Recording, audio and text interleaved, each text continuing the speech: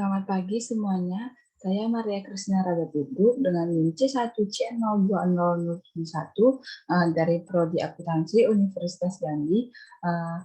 Baiklah, di sini saya akan menjelaskan materi mengenai laporan keuangan fiskal badan,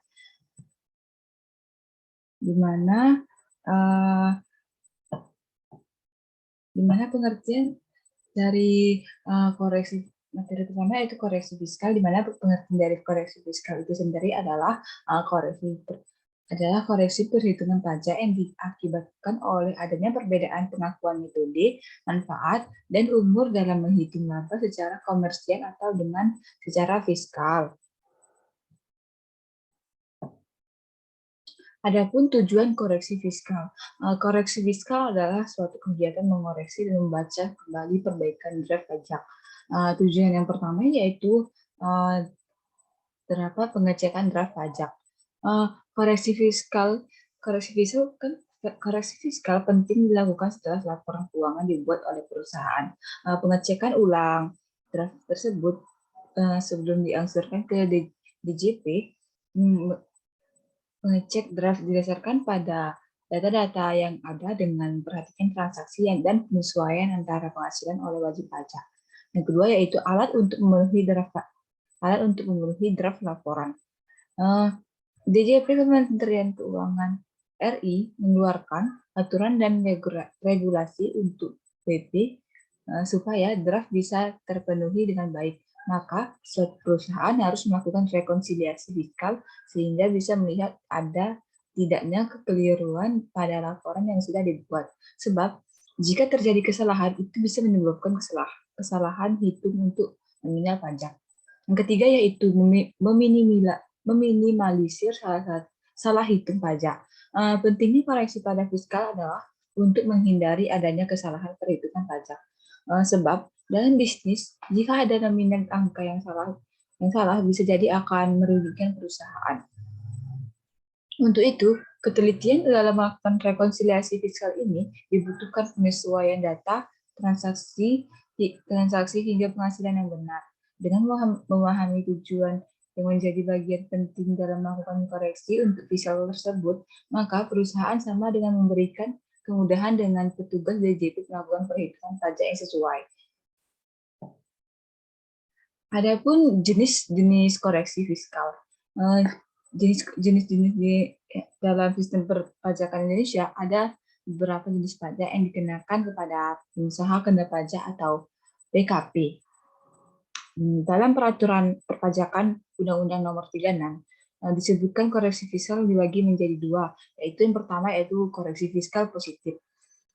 Koreksi fiskal positif umumnya disebabkan oleh biaya-biaya yang tidak diperkenankan oleh pajak sebagaimana diatur dalam pasal 9 Undang-Undang PPH. Biaya-biaya tersebut diantaranya biaya yang dibebankan atau dikeluarkan untuk kepentingan pribadi WP atau orang yang menjadi tanggungannya. Selanjutnya dana cadangan, selanjutnya itu penggantian atau imbalan sehubungan dengan pekerjaan atau jasa yang diberikan dalam bentuk natura atau kenikmatan. Dan selanjutnya jumlah yang melebihi kewajaran yang dibayarkan kepada pihak yang mempunyai hubungan istimewa sehubungan dengan pekerjaan yang dilakukan. Selanjutnya harta yang dihibahkan, bantuan atau sumbangan. Selanjutnya yaitu pajak penghasilan. Selanjutnya gaji yang dibayarkan kepada pemilik. Selanjutnya sanksi administrasi. Selanjutnya selisih penyusutan atau amortisasi komersial di atas penyusutan atau amortisasi fiskal. Selanjutnya itu biaya untuk mendapatkan penagih dan memelihara penghasilan yang dikenakan PPh final dan penghasilan yang tidak termasuk objek pajak. Selanjutnya yaitu penyesuaian fiskal positif lain yang tidak berasal dari hal-hal yang telah disebutkan di atas. Adapun yang jenis koreksi fiskal yang kedua yaitu koreksi fiskal negatif. Koreksi fiskal negatif akan menyebabkan laba kena pajak berkurang atau pengurangan PPh terutang sebab pendapatan lebih tinggi daripada pendapatan fiskal dan biaya-biaya komersial yang lebih kecil daripada biaya-biaya fiskal. Penyebab dari munculnya koreksi negatif seperti penghasilan yang dikenakan PPh final dan penghasilan yang tidak termasuk objek pajak, tapi termasuk dalam peredaran usaha atau PPh pasal 4 ayat 2, selisih penyusutan atau amortisasi komersial, komersial di bawah penyusutan atau amortisasi fiskal, dan penyesuaian fiskal negatif lain. Adapun contoh jenis koreksi fiskal negatif yaitu yang pertama penghasilan hadiah atau undian, yang kedua penghasilan transaksi saham, yang ketiga penghasilan transaksi pengalihan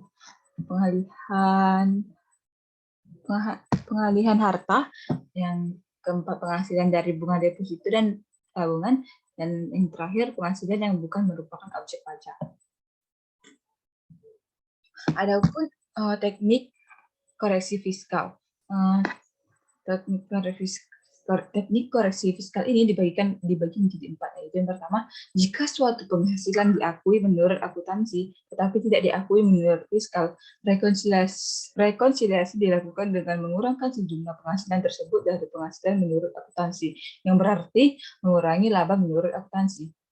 Yang kedua, jika suatu penghasilan tidak diakui menurut akuntansi tetapi diakui menurut fiskal, rekonsiliasi dilakukan dengan menambahkan sejumlah penghasilan tersebut pada penghasilan menurut akuntansi, yang berarti menambah laba menurut akuntansi. Yang ketiga, jika suatu biaya atau pengeluaran diakui menurut akuntansi tetapi tidak diakui sebagai pengurang penghasilan bruto menurut fiskal, rekonsiliasi dilakukan dengan mengurangkan sejumlah biaya atau pengeluaran tersebut dari biaya menurut akuntansi, yang berarti menambah laba untuk menurut akuntansi.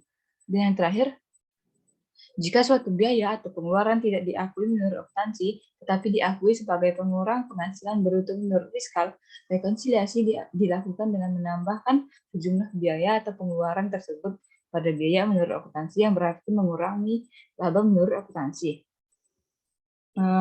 Koreksi fiskal sangat erat kaitannya dengan persiapan dan penghitungan pajak terutama selama 1 tahun, terutama bagi wajib pajak badan. Karena itu pemahaman atas rekonsiliasi fiskal ini sangat penting, terutama untuk memudahkan dalam pengisian SPT PPh badan yang jatuh tempo setiap tanggal 30 April.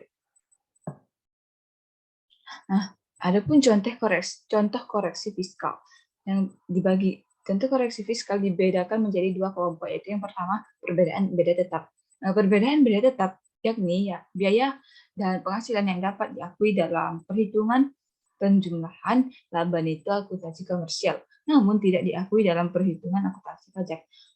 Contoh koreksi fiskal perbedaan beda tetap dalam hal biaya, yaitu yang pertama biaya pajak penghasilan, biaya sumbangan, dan biaya sanksi perpajakan. Contoh penghasilan dalam perbedaan beda tetap itu yang pertama sumbangan, penghasilan bunga deposito, dan hibah. Contoh yang kedua itu perbedaan beda waktu. Perbedaan beda waktu yaitu biaya dan penghasilan yang diakui oleh akuntansi komersial atau dapat dikatakan sebaliknya tidak dapat diakui secara sekaligus oleh akuntansi pajak karena perbedaan metode pengakuan. Contoh biaya koreksi fiskal perbedaan waktu yaitu yang pertama biaya sewa, biaya penyusutan, dan pendapatan lebih selisih kurs. Nah, materi yang kedua yaitu rekonsiliasi fiskal. Di mana pengertian dari rekonsiliasi fiskal adalah salah satu cara agar bisa mencocokkan perbedaan yang ada dalam laporan keuangan komersial dengan laporan keuangan yang sudah disusun menggunakan sistem fiskal. Adapun penerapan rekonsiliasi fiskal. Yang pertama, ada rekonsiliasi penghasilan yang sudah terkena PPh akhir atau final. Selanjutnya, ada pos rekonsiliasi penghasilan yang bukan objek pajak. Yang ketiga, ada juga wajib pajak yang mengeluarkan biaya namun tidak mempengaruhi pengurangan penghasilan bruto. Selanjutnya, ada juga wajib pajak yang menggunakan metode pencatatan berbeda dari aturan pajak yang sudah ditetapkan. Dan yang terakhir, ada juga pos wajib pajak yang mengeluarkan biaya untuk mendapatkan pendapatan yang sudah terkena PPh akhir atau final, serta pendapatan yang terkena PPh dan final. Nah, terus selanjutnya terdapat jenis rekonsiliasi fiskal. Jenis rekonsiliasi fiskal dibagikan menjadi 2, yaitu yang pertama beda tetap dan beda waktu.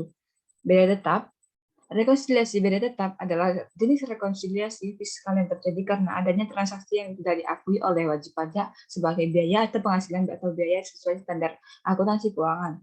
Rekonsiliasi jenis ini adalah perbedaan antara laba yang dikenakan pajak dengan laba akuntansi yang belum terkena pajak dan yang muncul karena transaksi tidak bisa diterhapus otomatis di periode lain menurut Undang-Undang Perpajakan. Yang jenis yang kedua yaitu beda waktu.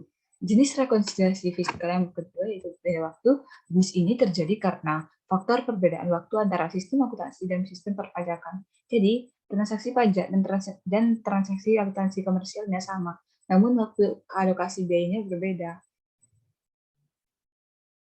Nah, materi selanjutnya yaitu terdapat tahap melakukan rekonsiliasi fiskal.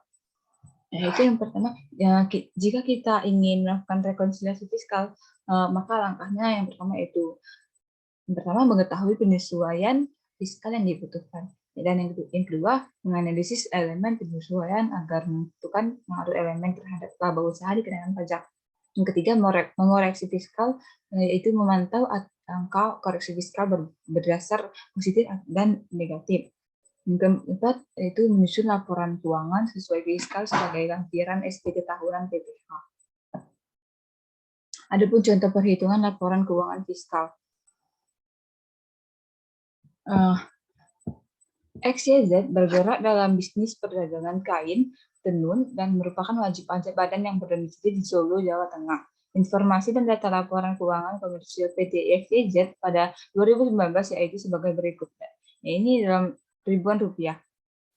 Penjualan itu termasuk penjualan kepada instansi pemerintah sebesar 200.000 dengan harga belum termasuk PPN itu sebesar 1.250.000. Persediaan awal yaitu sebesar 200.000, pembelian sebesar 1 juta, persediaan akhir yaitu sebesar 720.000, beban operasional tidak ada. Beban operasional itu yang terdapat yang pertama gaji 55.000, beban tunjangan transportasi karyawan sebesar 45.000, beban tunjangan makan sebesar 6.000, beban pengobatan ditanggung perusahaan sebesar 20.000, beban pelatihan karyawan sebesar 15.000, beban seragam resepsionis sebesar 12.000, beban sanksi administrasi perpajakan sebesar 10.000, cadangan penghapusan piutang sebesar 5.000, beban bunga pinjaman sebesar 7.000, beban perjamuan tamu tanpa daftar nominatif sebesar 10.000, beban listrik dan telepon sebesar 24.000, PBB dan bea materai sebesar 3.000, penyusutan aset tetap sebesar 40.000, premi asuransi sebesar 10.000, bantuan kepanitiaan acara HR sebesar 5.000, sumbangan ke yayasan sebesar 8.000, pendapatan lain-lainnya tidak ada. Sewa kendaraan pada PT Mobil Nyaman itu sudah dipotong PPN sebesar 9.800, keuntungan selisih kurs sebesar 5.000, penerimaan kembali PBB yang dibebankan sebesar 5.000, jasa girobank bumi itu sebelum dipotong PPN sebesar 1.250.000, pendapatan bunga deposito sebelum dipotong PPN yaitu sebesar 200.000, laba neto penjualan dari Singapura sebelum dipotong PPh negara bersumber sejumlah 20% sebesar 1 juta. Keterangan lainnya, jenis aset yaitu gedung permanen tahun pembelian pada tanggal 7 bulan 6 2015 sebesar 400.000, divisi IT yaitu tanggal 12 bulan 10 2016 sebesar 60.000.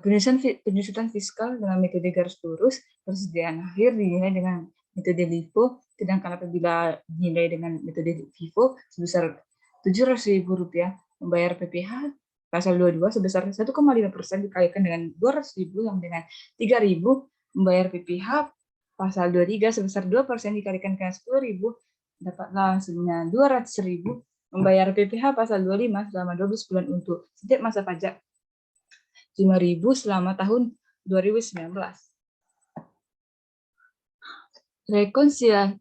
Rekonsiliasi fiskal untuk PT XYZ pada tahun 2019-nya adalah penjualan menurut komersialnya 1.250.000, menurut fiskalnya 1.250.000.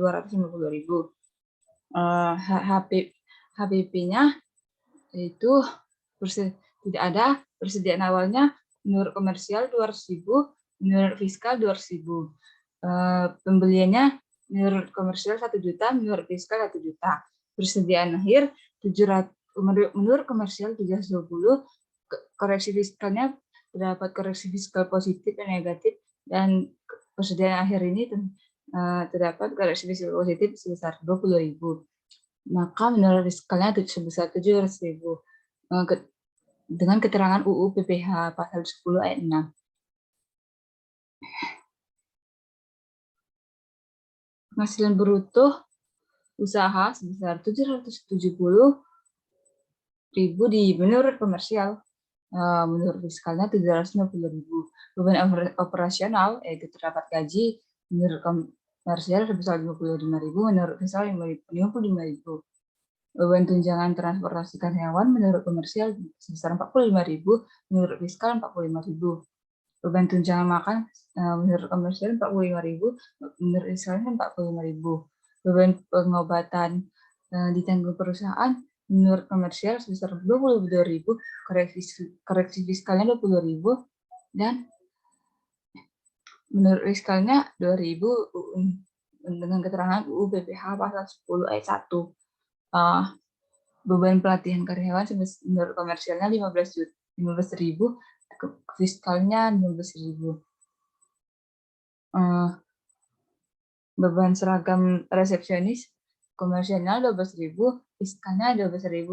Beban sanksi administratif pajak komersialnya 10.000, koreksi fiskalnya yang positif 10.000 dengan keterangan Undang-Undang PPh pasal 9 ayat 1. Cadangan penghapusan piutang komersialnya 5.000, koreksi fiskal positifnya 10.000 dengan keterangan UU PPh pasal 9 ayat 1.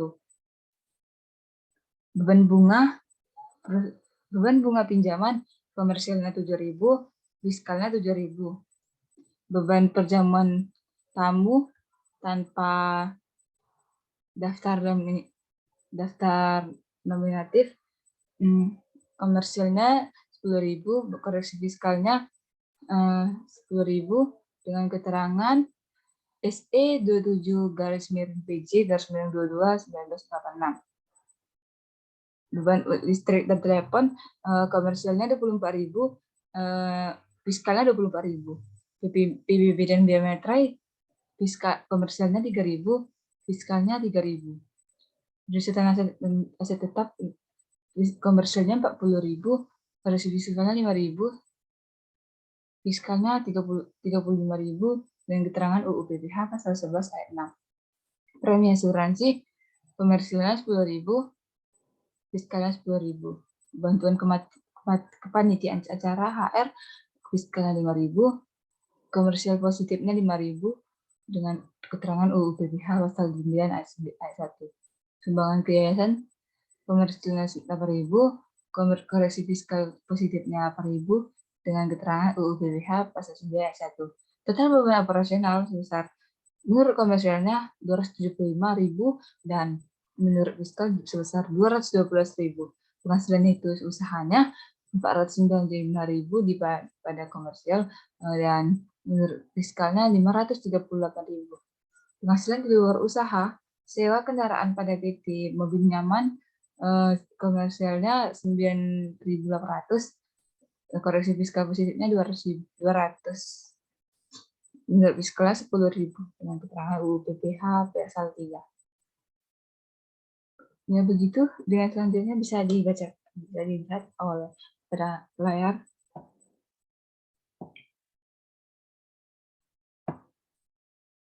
Nah, menghitung PPh pasal 29 PT XYZ untuk tahun 2019, PPh terutang sebesar 50% dikalikan dengan 25% dikalikan lagi dengan 758